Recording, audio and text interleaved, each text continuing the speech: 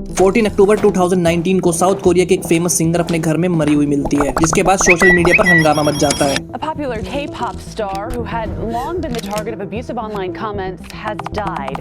Fans उसकी मौत के गम से निकले भी नहीं थे कि उन्हीं की बेस्ट फ्रेंड, जो कि एक बहुत ही फेमस K-pop स्टार भी थी, उसकी डेड बॉडी भी उसके रूम में लटकी हुई मिलती है। Singer Kuara was Found dead in her home in Seoul, South Korea. She was 28 years old. Bloodhound जैसी एक्शन के ड्रामा में काम करने वाली एक्ट्रेस की भी हाल ही में डेथ हो चुकी है।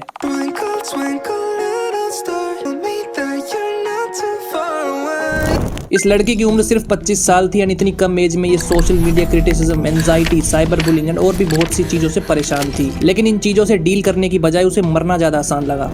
एक के बाद एक साउथ कोरियन सेलिब्रिटीज अपने घरों में सुसाइड कर रही हैं। इसके पीछे के बहुत से रीजंस हैं, लेकिन सबसे मेन रीजन है ये कोरियन इंडस्ट्री। एक ऐसी इंडस्ट्री जिसकी चमक आपको इनके सेलिब्रिटीज के चेहरों पर दिखती है, लेकिन सिर्फ कैमरे के आगे। एंड जब ये कैमरा बंद होता है तब ये लोग नशे में अपने गमों को भुलाकर जीते हैं। आज के टाइम में कोरियन इंडस्ट्री दुनिया भर में काफी ज्यादा फेमस है। इस इंडस्ट्री ने दुनिया को BTS एंड ब्लैकपिंक जैसे वर्ल्ड वाइड फेमस बैंड्स दिए, स्क्विड गेम जैसी सीरीज एंड पैरासाइट जैसी Oscar winning movie the. And इनके के ड्रामास दुनिया भर में काफी ज्यादा पॉपुलर होते हैं। लेकिन इस इंडस्ट्री में काम करने वाले ज्यादातर लोग मेंटली डिस्टर्ब रहते हैं, क्योंकि यहाँ छोटी छोटी बातों पर सेलिब्रिटीज को बहुत ही बुरी तरीके से ट्रोल किया जाता है। खास करके फीमेल सेलिब्रिटीज को बहुत ही ज्यादा work pressure, social anxiety and agencies के द्वारा भी इन सेलिब्रिटीज का शोषण किया जाता है। ऐसी कंट्रोवर्शियल सिचुएशन में फंसने के बाद जब ये सेलिब्रिटीज सफर कर रहे होते हैं तो इनकी हेल्प करने कोई नहीं आता, लेकिन फ्री टाइम में इनकी लेने सब लोग आते हैं। एक छोटी सी गलती की वजह से इन्हें कैंसिल कर दिया जाता है एंड इंडस्ट्री से ब्लैकलिस्ट कर दिया जाता है। इन तीनों लड़कियों के अलावा भी कई सालों से कोई ना कोई इस इंडस्ट्री में मर ही रहा है। एंड आज की इस वीडियो में मैं कोरियन इंडस्ट्री से जुड़े कुछ ऐसी डिस्टर्बिंग चीजें आपको बताऊंगा, जिसके बाद आपको ये इंडस्ट्री उतनी अच्छी भी नहीं लगेगी जितनी ये दिखती है।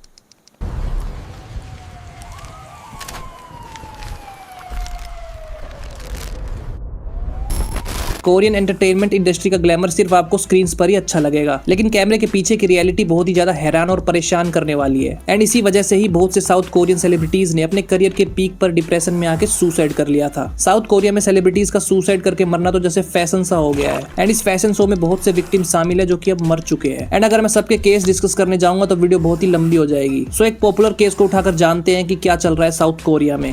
हमारी पहली विक्टिम है एक K-pop सिंगर चोई जिनरी, जिसका स्टेज नेम सली था। बुसन साउथ कोरिया में पैदा हुई थी। उसने अपने करियर की शुरुआत एज ए चाइल्ड एक्ट्रेस से की थी। 11 साल की उम्र में उसने के ड्रामा बैलेड ऑफ सिडोंग से अपना एक्टिंग डेब्यू किया। ब्लैकपिंक एंड BTS की तरह वो एक K-pop गर्ल्स ग्रुप की मेंबर भी थी। 2009 में उसने इस बैंड को ज्वाइन किया था, जिसके बाद इस ग्रुप ने इंटरनेशनल पॉपुलैरिटी हासिल कर ली थी। उसके कुछ पॉपुलर ग्रुप सॉन्ग जैसे लचाटा, इलेक्ट्रिक शॉक, रम पम पम थे, जो कि काफी पॉपुलर सॉन्ग्स थे। सली की खूबसूरती, इनोसेंस और यूनिक पर्सनैलिटी ने उन्हें यूथ आइकन बना दिया था। फेमस होने के बाद उसने बहुत से पॉपुलर के ड्रामा एंड मूवीज में भी काम किया। इन शॉर्ट बहुत ही कम एज में बहुत ही ज्यादा फेमस हो गई थी, लेकिन उसकी लाइफ में अक्सर छोटी छोटी बातों को लेकर बड़ी बड़ी कंट्रोवर्सीज हो जाती थी। लोग तो ऑफ कोर्स उसकी सक्सेस से जलते थे, सो अपनी फ्रस्ट्रेशन उसे ट्रोल करके निकालते थे। साल 2014 ये वही साल था जब उसे सोशल मीडिया पर काफी ज्यादा हेट एंड ट्रोलिंग का सामना करना पड़ा था। दरअसल अपने से ज्यादा उम्र के अंकल डायनामिक ड्यूओ ग्रुप के रैपर के साथ उनकी डेटिंग के रूमर्स फैलने लगे, जो कि ऑफ कोर्स सच भी थे। वो एक दद्दू से सेट हो चुकी थी। लोगों ने इसे ट्रोल करके बाप और बेटी की जोड़ी कहा, क्योंकि अंकल सली से 14 साल बड़ा था। सली उस टाइम पर बहुत ही ज्यादा फेमस थी एंड लोग उसे एक इनोसेंट आइडल के रूप में देखते थे, लेकिन अपने बाप समान अंकल को डेट करने की वजह से उसे सोशल मीडिया पर स्लट शेमिंग का शिकार होना पड़ा। लोगों ने अर्जुन कपूर की ही तरह उसका खूब मजाक उड़ाया। अंडरवर्ल्ड में जिक्र आया राह के नाम का। उसे ट्रोल करते करते लोग उसके बैंड तक भी पहुंच गए। लोगों ने कहा कि वो अपनी इमेज के साथ साथ FX बैंड ग्रुप की इमेज भी खराब कर रही है। बहुत ज्यादा ट्रोल होने के बाद उसने इंडस्ट्री एंड अपने बैंड से थोड़े टाइम के लिए ब्रेक ले लिया। उसने सोचा कि लोगों का काम है भौंकना, पहले चिल्लाएंगे, फिर शांत हो जाएंगे, फिर भूल जाएंगे। लेकिन फेमस पर्सनैलिटीज को लोग और इंटरनेट जीने कहाँ देते हैं, इसलिए अब वो कैमरे के आगे कुछ भी करती तो लोग उसे बिना बात के गालियां देना एंड ट्रोल करना शुरू कर देते थे। एंड उसके इंस्टाग्राम पर गंदे गंदे कॉमेंट्स करने लगे कि इस भड़वी को ग्रुप से बाहर निकालो, नहीं तो तुम्हारे सॉन्ग्स को बॉयकॉट कर देंगे पैंचोद। जिसके बाद ग्रुप की बाकी लड़कियों का टेंशन में मूत निकल गया। ये सोच के नहीं कि हमारी मेट प्रॉब्लम में एंड हमें उसके लिए स्टैंड लेना पड़ेगा, ये सोच के कि कहीं इसकी वजह से हमारे करियर के लवड़े ना लग जाए। Selfish bitches.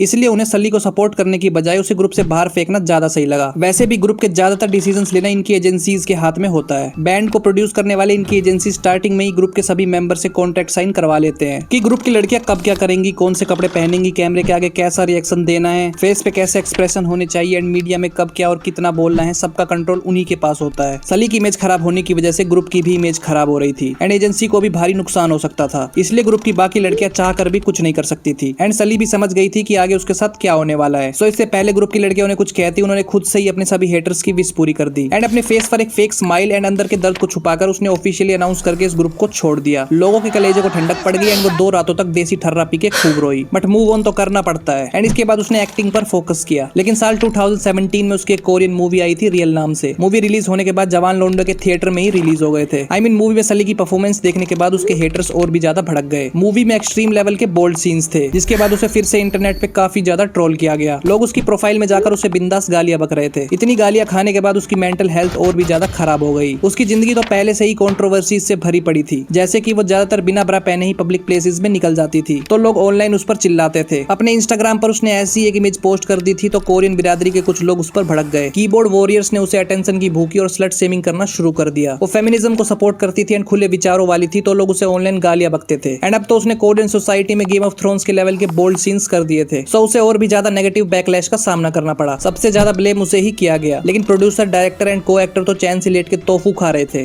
बट इस बार भी उसने इन चीजों को इग्नोर किया एंड अपने काम पर फोकस किया। 2019 में उसने JTBC का show night of hate comments में एज ए होस्ट काम किया। इस शो का फॉर्मेट ये था कि सेलिब्रिटीज को स्टेज पर बुलाकर उनके पोस्ट के नीचे ट्रोलिंग कमेंट्स पढ़ने पड़ते थे। एंड वो तो शो की होस्ट भी थी, सो ऑफ कोर्स उसे भी ये टास्क करना था। लेकिन चलते शो में कैमरे के आगे अपने अश्लील कमेंट्स पढ़ते वक्त हंसना तो पड़ता है, सो उसने भी यही किया। उसने सारे गंदे कमेंट्स के ऊपर हंसते हंसते अपना रिस्पॉन्स दिया। लेकिन उसके हेटर्स को उस टाइम पर भी यही लगा कि वो बस कैमरे के आगे ड्रामे कर रही है। लेकिन अब उसका ये ड्रामा बहुत ही जल्द खत्म होने वाला था। इस शो के खत्म होने के कुछ ही हफ्तों बाद 14 अक्टूबर 2019 को दोपहर के करीब 3:30 बजे सली का मैनेजर उसके घर पहुंचता है। जब वो उसके रूम तक पहुंचा तो उसने देखा कि उसका दरवाजा तो अंदर से बंद था। बहुत देर तक नॉक करने के बाद भी जब उसने दरवाजा नहीं खोला तो उसके मैनेजर ने वो दरवाजा तोड़ दिया। एंड दरवाजा खुलते ही उसने देखा कि उसकी मैडम तो पंखे से लटक रही है। वो बहुत ही ज्यादा डर जाता है एंड फौरन ही पुलिस एंड एम्बुलेंस को कॉल करता है, लेकिन तब तक बहुत देर हो चुकी थी। कुछ देर बाद पुलिस एंड मेडिकल टीम वाले वहां पहुंचते हैं एंड उसकी बॉडी की अच्छी तरीके से जांच की जाती है। उसकी बॉडी पर कोई बाहरी चोट या फिर किसी भी तरह के हाथापाई के निशान नहीं थे एंड उसके रूम का दरवाजा भी अंदर से लॉक्ड था। CCTV footage and entry logs में भी कुछ नहीं मिला एंड पोस्टमार्टम रिपोर्ट से भी ये क्लियर हो गया कि उसकी मौत सुसाइड बाय हैंगिंग से ही हुई थी। उसने कोई सुसाइड नोट तो नहीं छोड़ा, लेकिन उसके कमरे में पुलिस को एक डायरी जरूर से मिली थी, जिसमें उसने अपनी जिंदगी के स्ट्रगल और मेंटल हेल्थ से रिलेटेड बहुत सी चीजें लिखी थी, जिसे पढ़ने के बाद पुलिस को पता चला कि वो अपनी लाइफ से थक चुकी थी। लेकिन उसकी डायरी में क्लियरली ऐसा नहीं लिखा था कि वो सुसाइड करने जा रही है। लगातार साइबर बुलिंग एंड ट्रोलिंग की वजह से वो बहुत ज्यादा मेंटली डिस्टर्ब हो गई थी। हर छोटी छोटी बात पर लोग उसे पॉइंट आउट करके उसका मीम बना देते थे। कोरियन मीडिया और पब्लिक के क्रिटिसिज्म ने उसे अंदर से पूरी तरह से तोड़ के रख दिया था। उसने कई बार लोगों को कहा भी था कि वो पैनिक डिसऑर्डर और डिप्रेशन से जूझ रही है, लेकिन पब्लिक का तो काम ही है पब्लिक फिगर्स को परेशान करना। उसकी मौत के बाद फाइनली पूरे कोरियन समाज को शांति मिल गई एंड वो सभी डेली उसके इंस्टाग्राम पोस्ट पर कॉमेंट्स करके उसको याद करते हैं। एक आध भड़वा तो रो देता है जैसे उसके अपने घर का कोई मरा हो।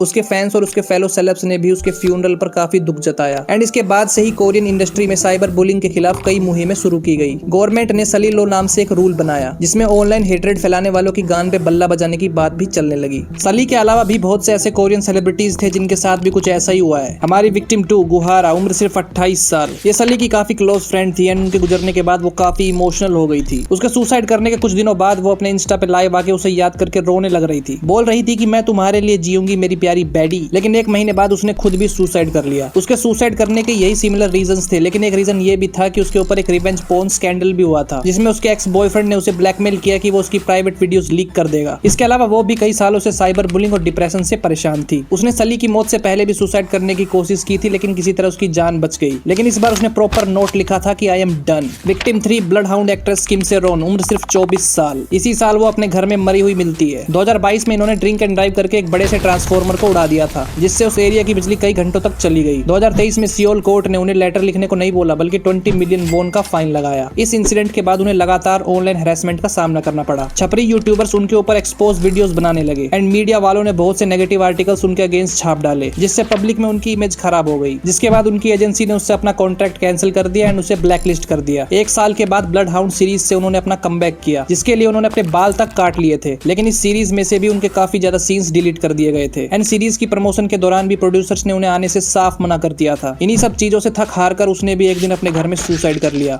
विक्टिम 4 जोंगयुंग, उम्र सिर्फ 27 साल। सुसाइड करने के वही सिमिलर रीजंस थे, लेकिन इन्होंने अपने घर में एक सुसाइड नोट भी छोड़ा था, जिसमें इन्होंने लिखा था कि आई एम ब्रोकन इनसाइड। उन्होंने कहा कि वो अंधेरों से लड़ते लड़ते थक चुके हैं। सक्सेस का प्रेशर एंड अकेलेपन की वजह से उन्होंने एक दिन डिप्रेशन में आके सुसाइड कर लिया। विक्टिम 5 यूनी, उम्र सिर्फ 25 साल। उसके सॉन्ग्स में बोल्ड डांस स्टाइल की वजह से उसे काफी ज्यादा ट्रोल किया जाता था एंड वो अपनी पब्लिक में इमेज और करियर की वजह से बहुत ही ज्यादा स्ट्रेस में रहती थी। डिप्रेशन की वजह से उन्होंने भी एक दिन अपने घर में टॉवल से लटक कर खुद की जान ले ली। विक्टिम 6 चाइन हा, उम्र सिर्फ 27 साल। ये किसी तरह की कंट्रोवर्सी या ट्रोलिंग का शिकार तो नहीं हुए, लेकिन अपनी पर्सनल लाइफ में अकेलापन और तनाव से जूझ रहे थे। इनके मरने के बाद इनकी फैमिली ने ऑटोप्सी और दूसरी चीजें करवाने से मना कर दिया था, क्योंकि वो चाहते थे कि उन्हें शांति से विदा किया जाए। विक्टिम 7 आन सो जिन, उम्र सिर्फ 22 साल। वो कारा गर्ल्स ग्रुप में सेलेक्ट नहीं हो पाई, जिसकी वो सालों से प्रैक्टिस कर रही थी। जिसके बाद उसकी एजेंसी ने उससे अपना कॉन्ट्रैक्ट भी कैंसिल कर दिया। करियर फेलियर और प्रेशर की वजह से उसने भी बिल्डिंग से कूदकर सुसाइड कर लिया। ये सभी तो वो लोग हैं जो बहुत ही ज्यादा फेमस थे एंड जिनकी रिपोर्ट्स न्यूज और मीडिया में अवेलेबल है। लेकिन इसके अलावा नॉर्मल सिविलियंस की बात करें तो सुसाइड करने में साउथ कोरिया हमेशा टॉप 10 की लिस्ट में ही रहता है। 10 से 19 साल के बच्चे यहाँ पढ़ाई, बुलिंग और पेरेंटल प्रेशर में जीते हैं। 20 से 30 साल के लोग यहाँ बेरोजगारी, रिलेशनशिप फेलियर्स और अगर गलती से वो फेमस है तो सोशल मीडिया का अलग से प्रेशर होता है। एंड अगर लोन साख से चक्कर में वो फंस गया फिर तो यहाँ पर राम नाम सत्य कंफर्म। इसके अलावा सीनियर सिटीजन्स यहाँ अकेलापन, हेल्थ रिलेटेड इश्यूज और आर्थिक तंगी में जीते हैं। जीते तो क्या ही है, इन सब चीजों से परेशान होकर एक दिन सुसाइड ही कर लेते हैं। इसलिए मुझे पूरे साउथ कोरिया में फ्रंटमैन सबसे सही बंदा लगता है। कम से कम वो ऐसे थके हारे परेशान लोगों को अपने पास बुलाकर एक चांस तो देता है।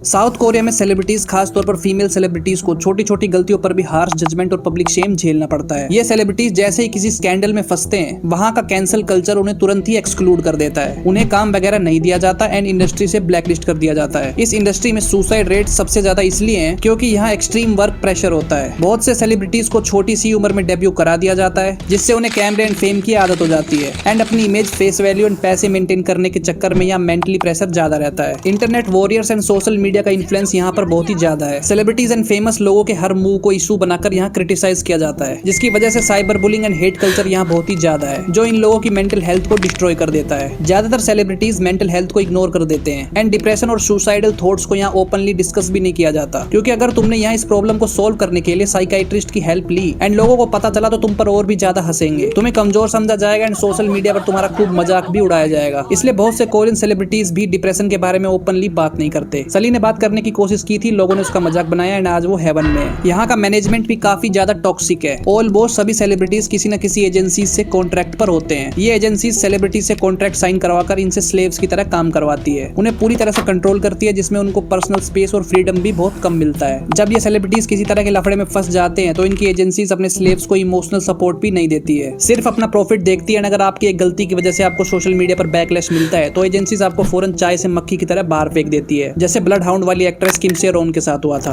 कोरियन इंडस्ट्री दुनिया की सबसे ज्यादा पॉलिश्ड एंड प्रेशराइज्ड इंडस्ट्री है। जो चमक आपको कोरियन सेलिब्रिटीज के फेस पर दिखती है, उसके पीछे छुपी हुई लोनलीनेस, एंजाइटी, डिप्रेशन बहुत ही कम लोग देख पाते हैं एंड इन सभी चीजों से हारने के बाद ही ये सभी लोग स्क्विड गेम खेलने जाते हैं।